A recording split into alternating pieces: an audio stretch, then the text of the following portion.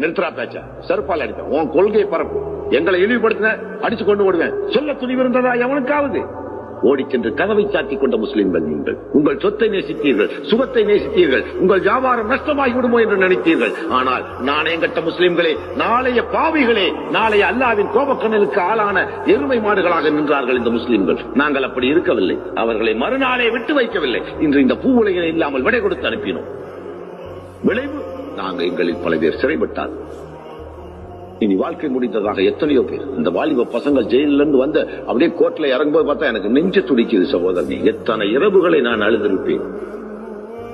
இமாம் அலி, ஐதர் அலி, சஹாபுதீன், ரஃபீக் அஹமத் பாய், அஸ்லாம், ரஹீம், அமீன், அப்படி பாஷா, கோவை பாஷா எல்லாம் அப்படியே வந்து இறங்குவான் கோர்ட்ல. ஒருத்தனா சொல்லுவான். அப்படியே பார்க்கும்போது எல்லாம் வாலிபம், ரஃபீக் அஹமதை தவிர.